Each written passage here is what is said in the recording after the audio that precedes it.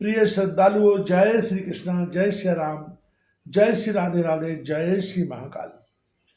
इस वीडियो में आपको श्रवण कराएंगे माया मोह और असुरों का संवाद तथा राजा शतधनु की कथा।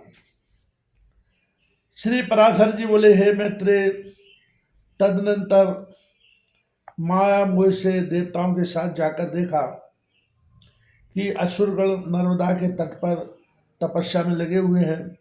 तब उस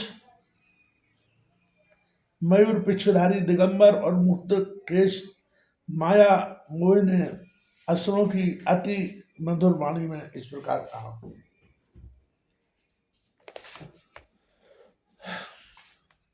माया मोह बोला, हे देव दैत्यपतिगण, कहिए आप लोग किस उद्देश्य से तपस्या कर रहे हैं? आपको किसी लौकिक फल की इच्छा है या पारलौकिक? असुरगण बोले, हे महामते, हम लोगों ने पारलौकिक फल की कामना से तपस्या आरंभ की है। इस विषय में तुमको हमसे क्या कहना है? माया मोह बोला, यदि आप लोगों को मुक्ति की इच्छा है तो जैसा मैं कहता हूँ वैसा करो। आप लोग मुक्ति के खुले द्वार रूप इस धर्म का आदर कीजिए। यह धर्म मुक्ति में परमोपयोगी है। इससे श्रेष्ठ अन्य कोई धर्म नहीं है। इसका अनुष्ठान करने से आप लोग स्वर्ग अथवा मुक्ति जिसकी कामना करेंगे प्राप्त कर लेंगे। आप सब लोग महा बलवान हैं, अतः इस धर्म का आदर कीजिए। श्री पराशर जी बोले, इस प्रकार नाना प्रकार की युक्तियों से अतिरंजित वाक्यों द्वारा माया मोह ने दैत्यगण को वैदिक मार्ग से भ्रष्ट कर दिया। यह धर्मगुरु धर्मयुक्त है और यह धर्म विरुद्ध है। यह सत्य है और यह असत है। यह मुक्ति कारक है और इससे मुक्ति नहीं होती। यह आत्यंतिक परमार्थ है और यह परमार्थ नहीं है। यह कर्तव्य है और यह कर्तव्य है। यह ऐसा नहीं है और यह स्पष्ट ऐसा ही है। यह दिगंबरों का धर्म है और यह दशांबरों का धर्म है। हे दुज, ऐसे अनेक प्रकार के अनंत वादों को दिखलाकर माया मोह ने उन दैत्यों को स्वधर्म से पृथक कर दिया।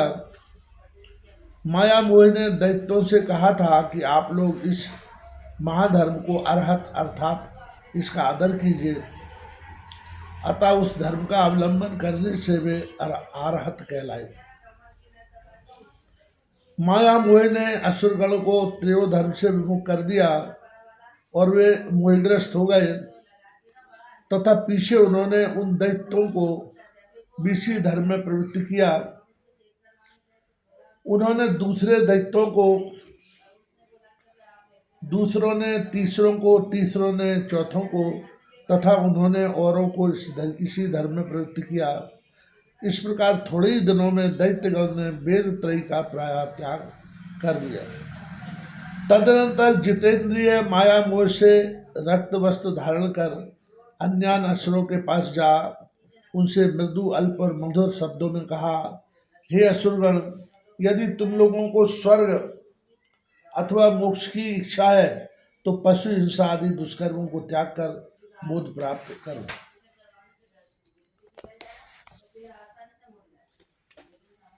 यह संपूर्ण जगत विज्ञानमय है, ऐसा जानो।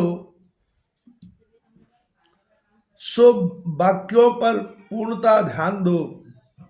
इस विषय में बुद्धजनों का ऐसा ही मत है। यह संसार अनाधार है, भ्रमजन्य पदार्थों की प्रतीति पर ही स्थिर है तथा रागादि दोषों से दूषित है। इस संसार संकट में जीव अत्यंत भटकता रहा है।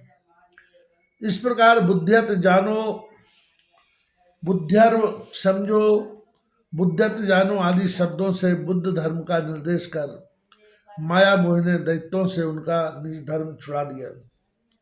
माया मोह ने ऐसे नाना प्रकार के युक्ति युक्त वाक्यों कहे जिससे उन दैत्य मार्ग त्रयी धर्म को त्याग दिया। उन दैत्य गणों ने अन्य दैत्यों की तथा उन्होंने अन्यान्य से ऐसे ही वाक्य कहे। हे मैत्रेय, इस प्रकार उन्होंने श्रुति स्मृति विहित अपने परम धर्म को त्याग दिया।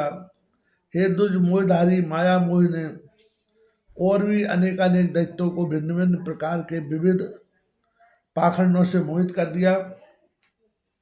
इस प्रकार थोड़े ही समय में माया मोह के द्वारा मोहित होकर असुर गण ने वैदिक धर्म की बातचीत करना भी छोड़ दिया। हे ध्वज, उनमें से कोई वेदों की, कोई देवताओं की, कोई याज्ञ कर्म कलापों की तथा कोई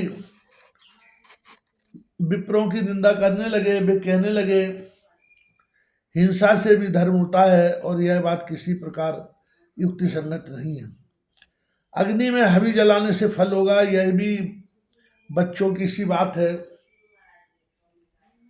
अनेकों पक्ष यज्ञों के द्वारा देवत्व लाभ करके यदि इंद्र को समी आदि काष्ठ का ही भोजन करना पड़ता है तो इससे तो पत्ते खाने वाला पशु ही अच्छा है। यदि यज्ञ में बलि किए गए पशु को स्वर्ग की प्राप्ति होती है तो यजमान अपने पिता को ही क्यों नहीं मार डालता। यदि किसी अन्य पुरुष के भोजन करने से भी किसी पुरुष को तृप्ति हो सकती है तो विदेश की यात्रा के समय खाद्य पदार्थ ले जाने का परिश्रम करने की क्या आवश्यकता है। पुत्रगण घर पर ही श्राद्ध कर दिया करें। अतः यह समझकर कि यह श्राद्धादि कर्म कांड लोगों की अंधश्रद्धा ही है, इसके प्रति उपेक्षा करनी चाहिए और अपने श्रेय साधन के लिए जो कुछ मैंने कहा है उसमें रुचि करनी चाहिए। हे असुरगण, स्तुति आदि आप्तवाक कुछ आकाश से नहीं गिरा करते। हम तुम और अन्य सबको भी युक्ति युक्त वाक्यों की ग्रहण कर लेनी चाहिए।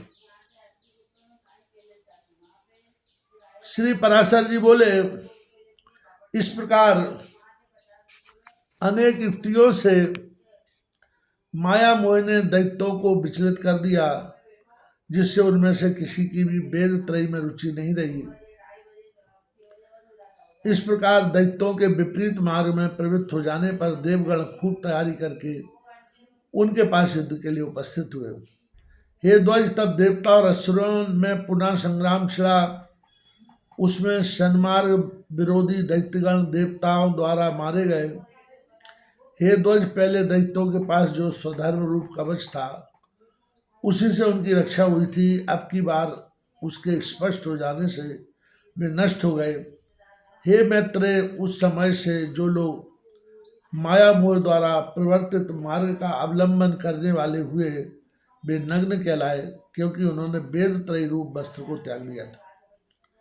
ब्रह्मचारी, गृहस्थ, वानप्रस्थ और सन्यासी ये चार ही आश्रमी हैं। इनके अतिरिक्त पांचवा आश्रमी और कोई नहीं है। हे मैत्रेय, जो पुरुष गृहस्थाश्रम को छोड़ने के अनंतर वानप्रस्थ या सन्यासी नहीं होता वह पापी भी नग्न ही है। हे विप्र, सामर्थ्य रहते हुए भी जो विहित कर्म नहीं करता वह उसी दिन पतित हो जाता है और उस एक दिन रात में ही उसके संपूर्ण नित्य कर्मों का क्षय हो जाता है। हे मैत्रेय, आपत्ति काल को छोड़कर और किसी समय एक पक्ष तक नित्य कर्म का त्याग करने वाला पुरुष महान प्रायश्चित से ही शुद्ध हो सकता है। जो पुरुष एक वर्ष तक नित्य क्रिया नहीं करता उस पर दृष्टि पड़ जाने से साधु पुरुष को सदा सूर्य का दर्शन करना चाहिए। हे महामते, ऐसे पुरुष का स्पर्श होने पर वस्त्र सहित स्नान करने से शुद्धि हो सकती है और उस पापात्मा की शुद्धि तो किसी भी प्रकार नहीं हो सकती। जिस मनुष्य के घर से देवगण, ऋषिगण, पितृगण और भूतगण बिना पूजित हुए निश्वास छोड़ते हुए अन्यत्र चले जाते हैं, लोक में उससे बढ़कर और कोई पापी नहीं है। हे ध्वज, ऐसे पुरुष के साथ एक वर्ष तक संभाषण, कुशल प्रश्न और उठने बैठने से मनुष्य उसी के समान पापात्मा हो जाता है। जिसका शरीर अथवा ग्रह देवता आदि के निश्वास से निहित है, उसके साथ अपने ग्रह आसन और वस्त्र आदि को न मिलावे। जो पुरुष इसके घर में भोजन करता है, उसका आसन ग्रहण करता है अथवा उसके साथ एक ही शैया पर शयन करता है, वह शीघ्र ही उसी के समान हो जाता है। जो मनुष्य देवता, पितर, भूतगण और अतिथियों का पूजन किए बिना स्वयं भोजन करता है, वह पापमय भोजन करता है, उसकी शुभ गति नहीं हो सकती। जो विप्रादि वर्ण स्वधर्म को छोड़कर पर धर्मों में प्रवृत्त होते हैं अथवा हीन वृत्ति का अवलंबन करते हैं, ये नग्न कहलाते हैं। हे मैत्रेय, जिस स्थान में चारों वर्णों का अत्यंत मिश्रण हो, उसमें रहने से पुरुष की साधु वृत्तियों का क्षय हो जाता है। जो पुरुष ऋषि, देव, पितृ, भूत और अतिथिगण का पूजन किए बिना भोजन करता है, उससे संभाषण करने से भी लोग नरक में पड़ते हैं। अतः वेद त्रयी के त्याग से दूषित इन नग्नों के साथ प्राज्ञ पुरुष सर्वदा संभाषण और स्पर्श आदि का भी त्याग कर दे। यदि उनकी दृष्टि पड़ जाए तो श्रद्धावान पुरुषों का यत्न पूर्वक किया हुआ श्राद्ध देवता अथवा पिता महगण की तृप्ति नहीं करता। सुना जाता है कि पूर्व काल में पृथ्वी तल पर शतधनु नाम से विख्यात एक राजा था। उसकी पत्नी शैब्या अत्यंत धर्मपरायण थी। वह महाभागा